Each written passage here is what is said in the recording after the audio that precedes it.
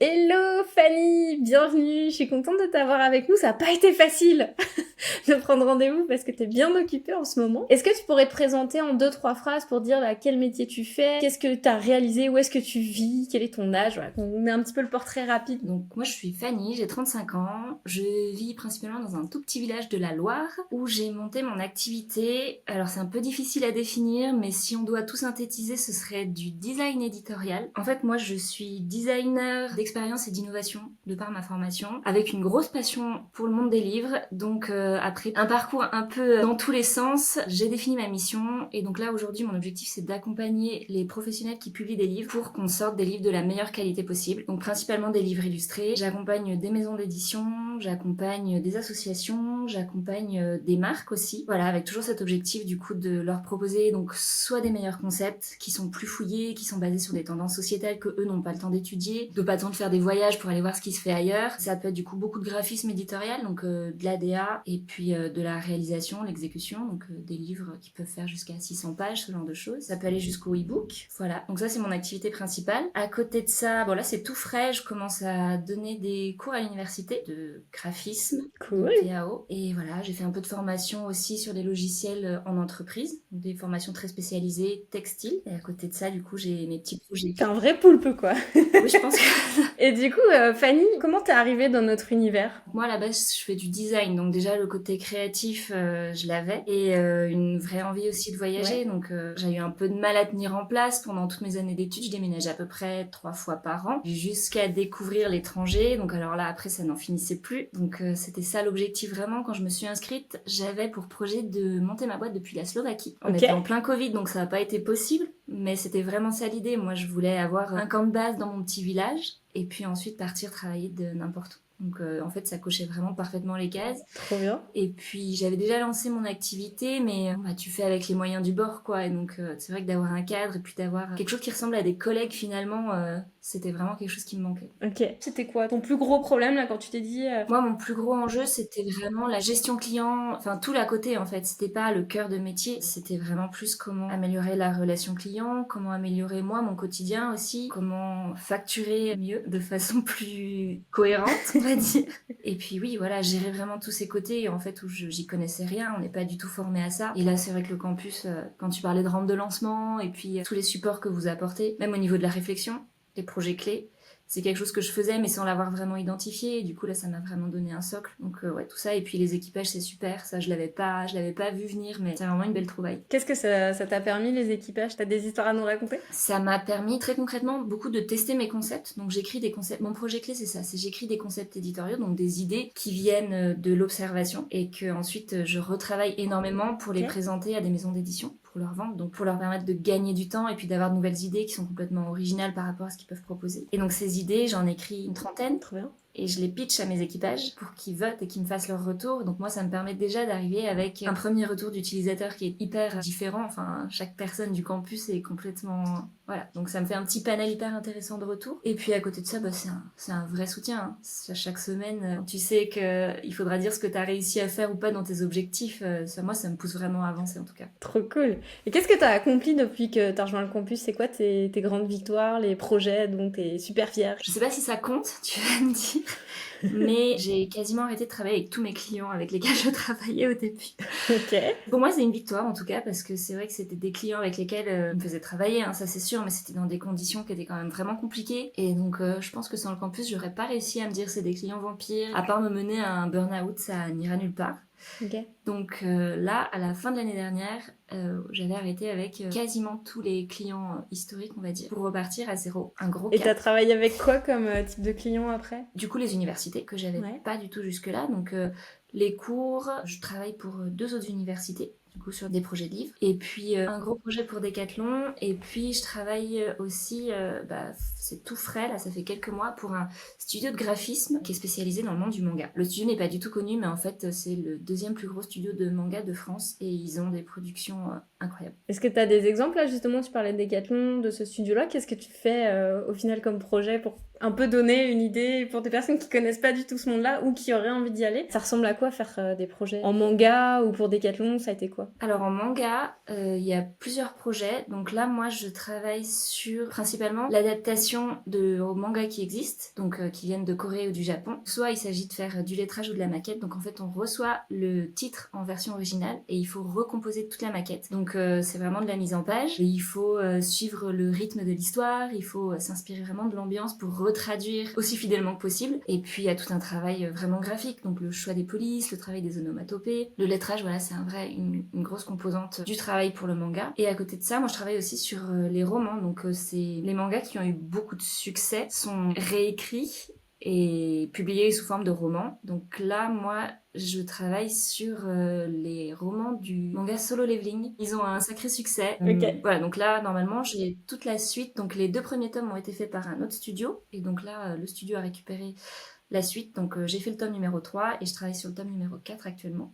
Il y en a encore pas mal qui vont sortir derrière. Donc là, c'est vraiment du travail de maquette, du graphisme. Pour le travail des mangas, il y a aussi beaucoup de travail au niveau de la couverture. Donc ça, c'est du graphisme pur, en fait, où il faut créer des logos en s'inspirant de l'univers du manga. C'est pas de l'exécution, il y a un petit peu de création, mais c'est vrai que c'est quand même dans un univers qui est déjà très codifié. Donc voilà, il y a des codes à respecter. Et donc, ce qui est très différent de ce que je fais pour Decathlon, par exemple. Donc où là, Decathlon, ils viennent me chercher pour un accompagnement complètement 360, où eux, ce qui les intéresse, c'est d'avoir à la fois la compétence designer, de connaître un petit peu vraiment comment ils travaillent et comment ça se passe dans le monde du produit de sport, on va dire, de l'industrie, et d'avoir aussi la compétence dans le monde du livre. Donc eux, ils arrivent avec leur méthodologie de design, avec lesquelles j'ai travaillé pendant les premières années, où j'étais du coup justement salariée dans ce genre d'entreprise. Et pour faire un livre, en fait, ça se passe pas que comme ça. Il y a d'autres temporalités, il y a d'autres contraintes. Donc là, moi, dans ces cas-là, je les accompagne sur l'écriture, sur la structure du livre, sur réfléchir au concept, puis sur comment on met tout en œuvre pour faire un livre qualitatif, jusqu'au choix du papier, jusqu'à respecter les délais d'impression, etc. Chercher les bons prestataires. C'est quoi les concepts de livres que t'as produits avec eux? Alors le premier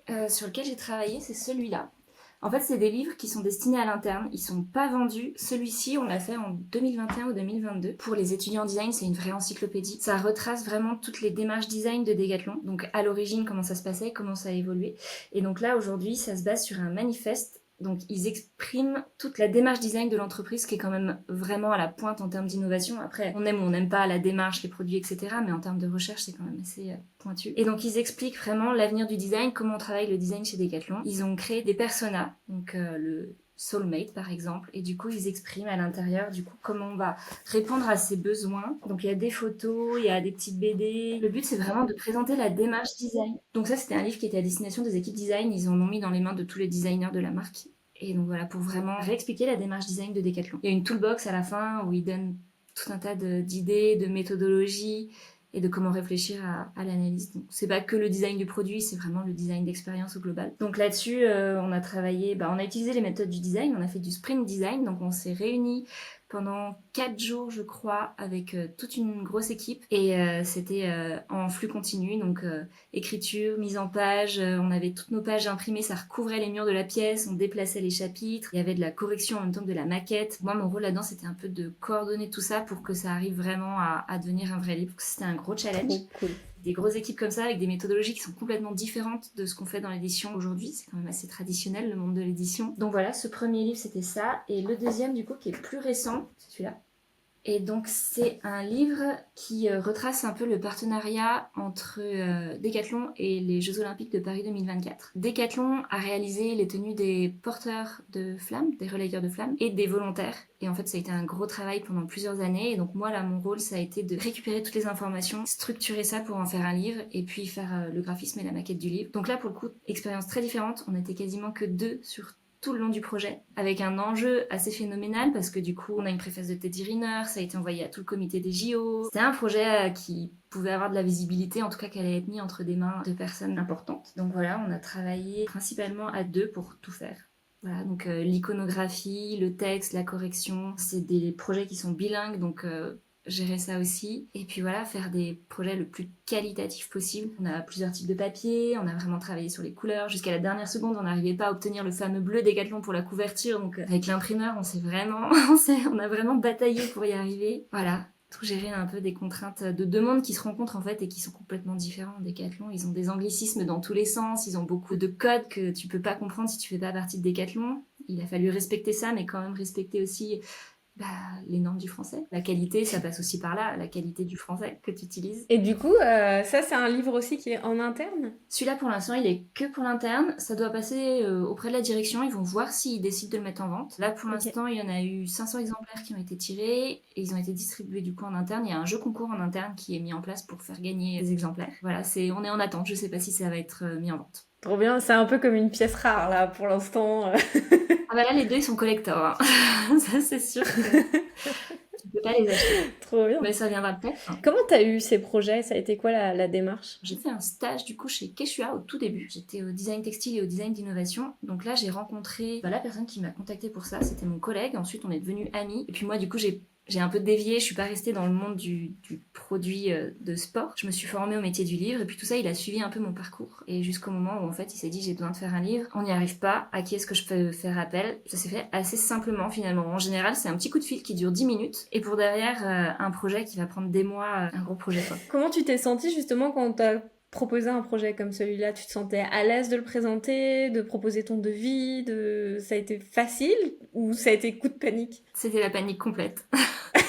C'était la panique complète parce que c'est quand même des projets avec des gros enjeux, en tout cas à mon échelle. Et puis à la leur aussi, c'est de mobiliser des équipes qui ont déjà pas beaucoup de temps et qui veulent que ce soit efficace, que ça fonctionne, que ce soit hyper quali. Ils ont un niveau d'exigence qui est hyper élevé. Et ils ont des méthodes qui sont complètement en rupture avec le monde de l'édition, donc c'est des challenges. Ajoute à ça, en plus, le fait que je connaissais déjà la personne qui me contactait, c'était pas possible de les décevoir, quoi. Donc ça, c'est vrai que la deuxième fois, ça s'est mieux passé. Je pense que les outils du campus m'ont bien aidé à mettre en place ma proposition commerciale, plus que la première fois où ça m'est un peu tombé dessus par surprise. Voilà, mais organisé là-dedans, il y a peut-être 6 missions différentes, donc pour arriver à les catégoriser, à les présenter, à les justifier, et à ce qu'ils comprennent aussi derrière le temps que ça va prendre et pourquoi. Je pense qu'il y a une progression entre le premier livre et le deuxième, à mon niveau pour eux en tout cas. Qu'est-ce que t'aurais pas osé faire si t'avais pas rejoint le campus? Je sais pas si j'aurais fait le deuxième projet par exemple, parce que c'est des projets hyper ambitieux, avec très peu de temps et une attente vraiment haute. Donc savoir comment organiser tout ça, je sais pas si j'aurais osé y aller finalement. En sachant déjà ce qui m'attendait parce que j'avais fait le premier. Mais... ok, non. Merci, c'est sympa. Mais... c'est trop bien, c'est trop gros. Et c'est quoi les 3 grandes leçons que tu retires justement de ton parcours depuis que tu nous as rejoints, les 3 grands apprentissages que t'aurais aimé que Fanny d'avant connaisse? Ça va être dur, mais c'est normal, c'est pas grave, et après ça ira mieux, et en fait du coup c'est la construction du parcours il faut passer par là en fait, des épreuves, des moments où on doute, où on sait pas, et où en fait il faut y aller quand même, parce que quand il faut faire, et ça va se faire, et en fait ça se passe bien. J'aurais aimé qu'on me dise qu'il faut abandonner très vite les collaborations où on sent que c'est un peu bancal, où on sent qu'en face on nous pousse à faire des choses dans lesquelles on n'est pas forcément à l'aise pour des tarifs qui sont pas convenables. En fait ça va pas s'améliorer, je l'ai constaté du coup systématiquement en fait ça ne s'est jamais amélioré, ça a fait qu'aller de pire en pire. Au début la collaboration peut bien se passer et en fait ça dégringole. Autant arrêter avant d'avoir mis trop d'implication dans ce projet et que du coup la séparation entre guillemets soit compliquée. Voilà, ça ferait gagner des points de vie, beaucoup d'énergie et éviter beaucoup de frustration.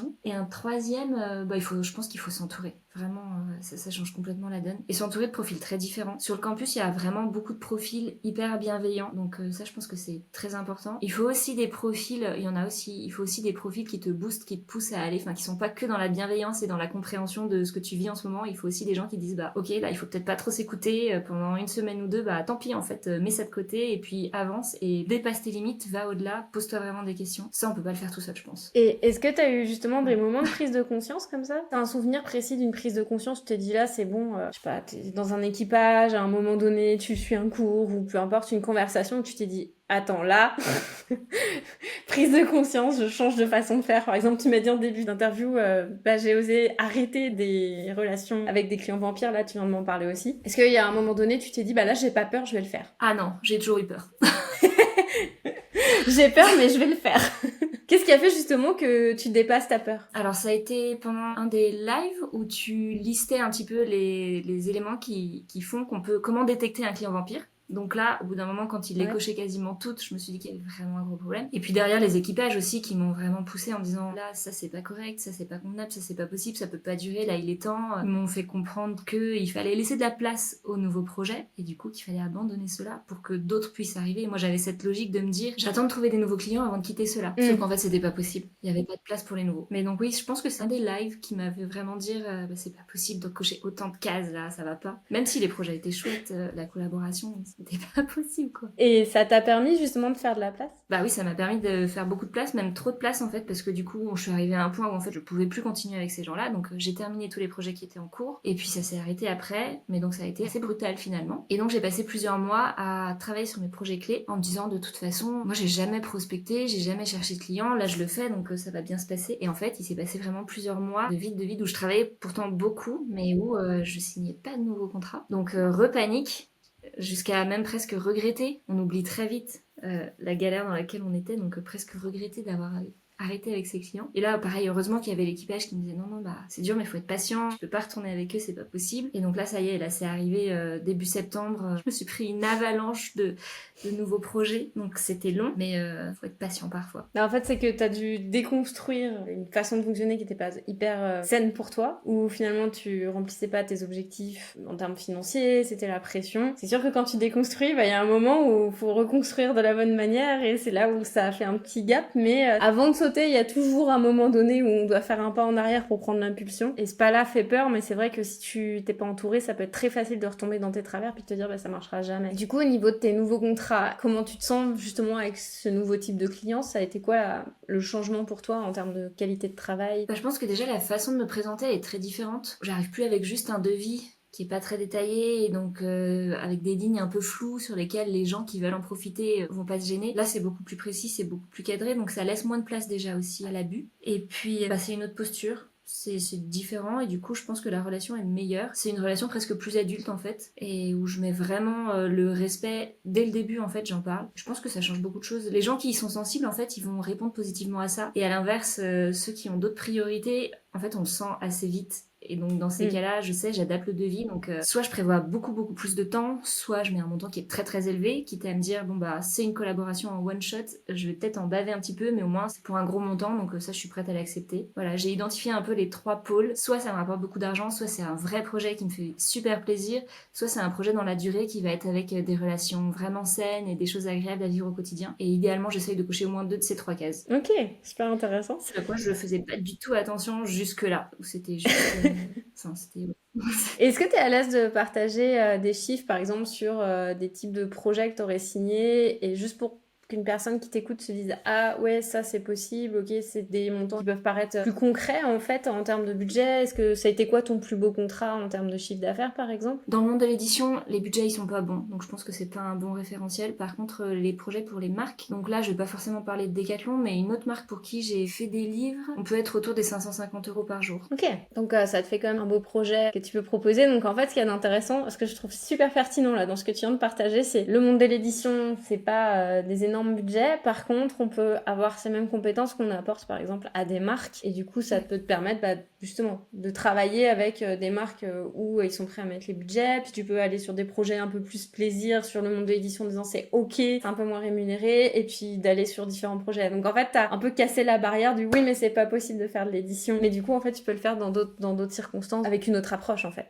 Ouais complètement, et puis même la formation, du coup quand je fais des formations pour les marques c'est beaucoup plus rémunérateur, donc l'idée ce serait d'arriver à équilibrer. Là j'y suis pas encore, je suis en train d'essayer de construire un peu un équilibre, mais de la formation vraiment rémunératrice, encore une fois où c'est payé à la demi-journée, donc là plus ils en prennent forcément plus c'est rémunérateur pour toi. Et puis des projets où là les projets moi sont systématiquement en édition payé au projet et non pas au temps passé sur le projet. Ça voilà, il faut jongler, il faut se dire c'est quand même des projets super intéressants, de vraiment bonne qualité en général, donc ça j'ai pas envie de l'abandonner. C'est le monde du livre, c'est comme ça qu'il fonctionne et il faut jouer un petit peu avec ses codes, mais compléter avec de la formation et avec des projets pour des marques, c'est peut-être ça la bonne solution. Ouais. Trop cool, donc tu te crées ton écosystème en fait. Ouais, j'essaye. Et justement, est-ce que t'as hésité à rejoindre le campus? Moi j'ai commencé la vision en me disant bon bah je vais prendre tout ce que je pourrais prendre, de toute façon je sais que je m'inscrirai pas. Qu'est-ce qui t'a fait changer d'avis et qu'est-ce qui te bloquait?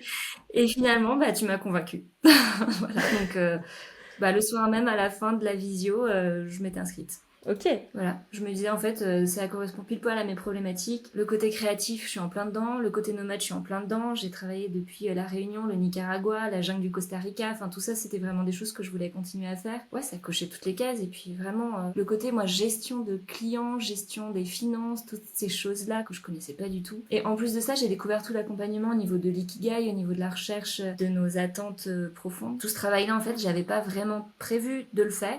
Et finalement, c'était hyper pertinent dans mon cas, quoi. Ça m'a fait faire un sacré virage. Justement, tu peux nous en parler un petit peu de ça? Ce que ça t'a permis de prendre comme virage? Moi, à la base, du coup, je suis designer. Donc déjà, j'avais déjà fait tout un travail designer de produits de montagne, précisément, en salariat. Et donc déjà, je me suis rendu compte que j'étais pas à ma place. Donc j'avais déjà commencé un travail de, ok, je sais que c'est pas là que je veux être, mais je sais que la recherche au niveau du design, des besoins, etc., ça m'intéresse, mais qu'est-ce que je peux faire? Donc la reconversion avait déjà commencé, j'avais déjà fait une formation dans le monde de l'édition, et j'en étais à peu près là. Je venais de monter ma boîte quand j'ai rejoint le campus. Donc j'avais déjà quelques clients, mais par contre, ça partait dans tous les sens. On me proposait des contrats, donc déjà magnifique parce que j'ai pas eu besoin d'en rechercher, mais j'ai accepté tout et j'avais aucune idée de ce que c'était des conditions générales, j'avais aucune idée de ce qu'était une bonne collaboration, et puis même de réfléchir à ce que je voulais vraiment faire. Donc mettre en place des projets clés, ça a été un vrai virage aussi. C'est du travail non rémunéré aujourd'hui, mais dans lequel je me fais vraiment plaisir. Ça m'a permis de rencontrer énormément de gens et finalement indirectement de déclencher des collaborations. Ah ouais?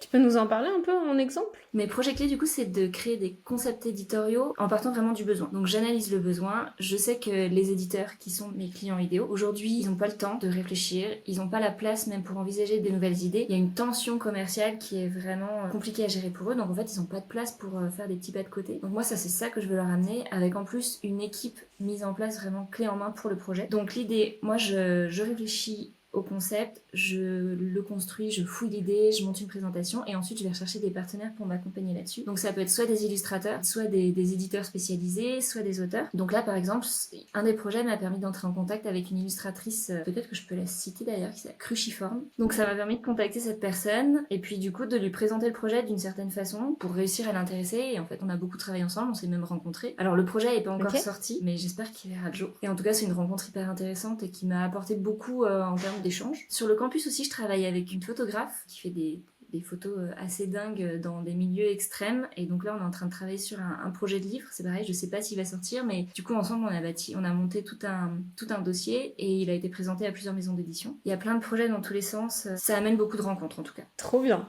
C'est qui la campeuse avec qui t'as monté ce projet? Ah, il y a Sandrine. Ah, trop bien. Qui a son film là, cool. qui a été d'ailleurs sélectionné pour le festival de femmes en montagne. Ouais, exactement. Et Sandrine qui a fait un super projet clé aussi. Ah bah c'est trop cool. Je savais pas que vous collaboriez toutes les deux. C'est trop bien de voir les passerelles qui se font ensemble. Est-ce que t'aimerais partager quelque chose avec quelqu'un là qui te regarde et qui se demande s'il rejoint le campus, s'il se lance en freelance, qui a des doutes? Qu'est-ce que t'aimerais lui partager? Je pense que je l'ai déjà dit, mais être accompagné, ça fera gagner beaucoup de temps. Les exercices du début du campus, ils prennent aussi beaucoup de temps, mais ils en font gagner au final parce qu'on se pose vraiment les questions dès le début et on part dans la bonne direction. Ce que moi, j'ai pas forcément fait. Donc au début, j'étais hyper contente parce que j'avais des contrats, ça tournait, ça marchait, alors tout le monde me disait que le freelance c'était hyper compliqué. Même si les contrats arrivent d'eux-mêmes, ils sont pas forcément tous bons à prendre. D'avoir suivi les premiers modules et d'avoir des équipages aussi pour s'orienter, je pense que c'est hyper pertinent et ça fera gagner beaucoup de temps et beaucoup d'énergie. Super. Où est-ce qu'on peut retrouver tout ton travail si on a envie de collaborer avec toi, découvrir ce que tu fais? On peut me joindre par mon site, c'est trema.fr, avec un accent. Moi je communique très peu, mais je suis sur LinkedIn. Super. Du coup, je vous invite à aller voir le travail de Fanny sur son site, sur LinkedIn. Merci Fanny pour tout ton partage.